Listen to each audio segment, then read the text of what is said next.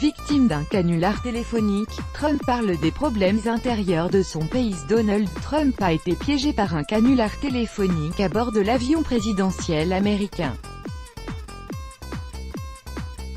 Le comédien John Melendez s'est fait passer pour un sénateur et a ainsi réussi à avoir à l'autre bout du fil le président américain.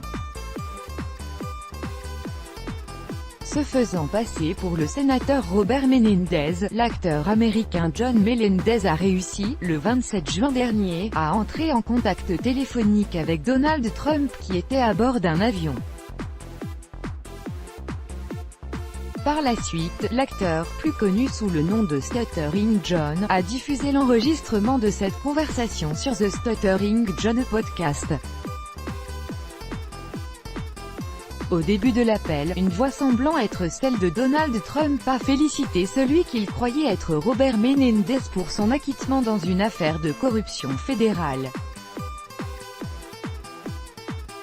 Félicitations pour tous, vous avez traversé des épreuves difficiles et je pense que c'était un peu injuste, a déclaré, selon CNN, la voix qui était vraisemblablement celle du président américain.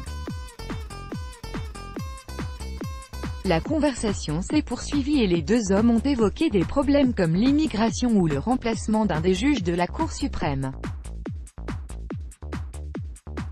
Le comédien a indiqué que son équipe avait d'abord appelé la Maison-Blanche en déclarant son identité, mais on lui avait répondu que Donald Trump était occupé.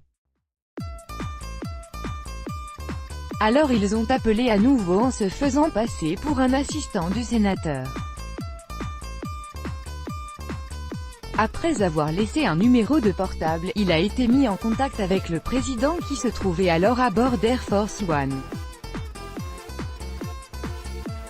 Il leur suffisait de me demander à quel parti appartenait le sénateur Menendez ou de quel État il est le sénateur et je ne l'aurais pas su.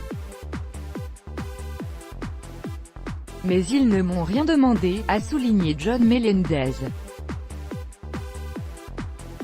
Dans le contexte de cette histoire, de nombreuses questions se posent sur le protocole d'accès au président. Le président souhaite rester accessible à tous. L'inconvénient, c'est que parfois les canaux sont trop ouverts et des erreurs comme celle-ci se produisent, a admis un responsable de la Maison-Blanche.